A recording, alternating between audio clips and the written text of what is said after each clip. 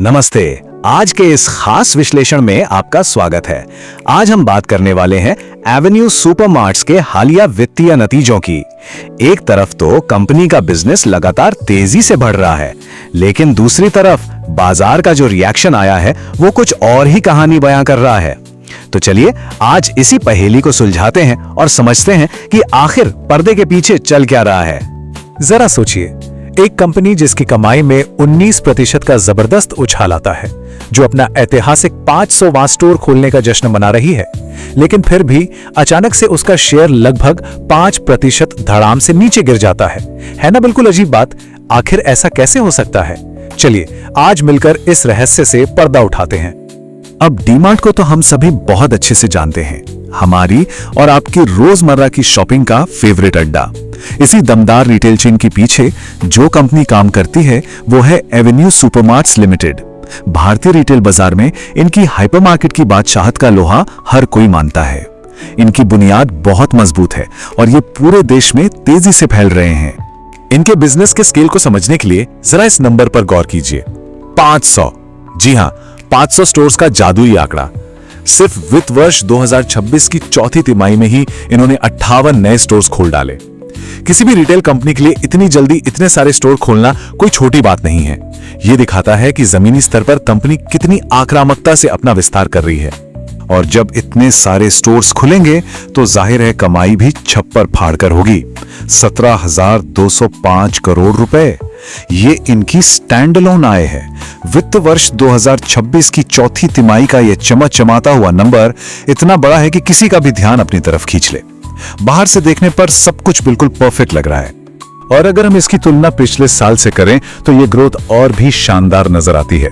पिछले साल की इसी तिमाही के मुकाबले इनकी कुल आय में सीधे 19% की छलांग देखने को मिली है।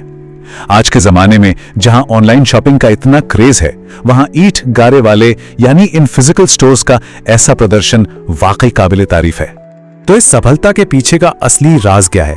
इनका मंत्र बहुत ही सिंपल है, EDLC और EDLP, यानी एवरीडे लो कॉस्ट एवरीडे लो प्राइस। इसका सीधा सा मतलब है थोक में सबसे सस्ते दाम पर सामान खरीदना, अपनी लागत को कम से कम रखना और फिर वही फायदा सीधे ग्राहकों तक पहुंचाना।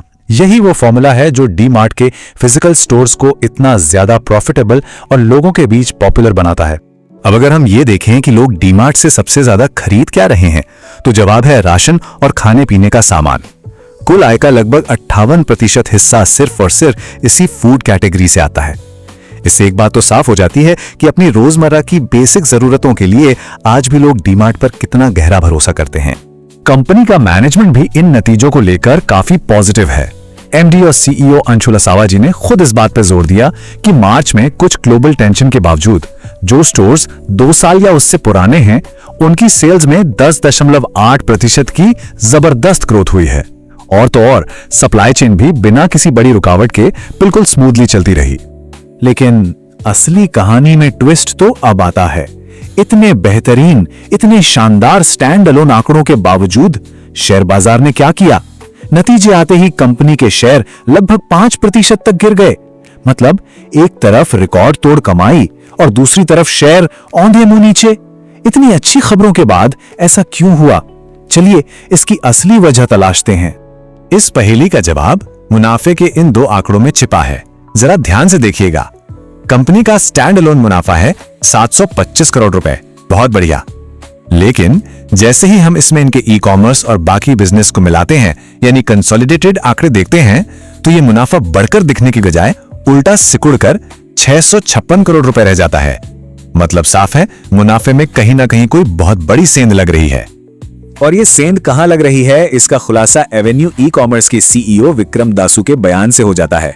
जहां एक तरफ फिजिकल स्टोर्स में जश्न का माहौल है, वहीं डिजिटल मोर्चे पर कंपनी बैकफुट पर नजर आ रही है। इनका जो डिजिटल विंग है डीमार्ट रेडी, वो अब अपने कलम थोड़े पीछे खींच रहा है। उन्होंने एक शहर में तो अपना काम पूरी तरह बंद ही कर दिया है और अब उनका पूरा फोकस सिर्फ 18 प्रमुख मेट्रो शहरों में होम डिलीवरी मॉडल को सुधारने पर सिमट गया है।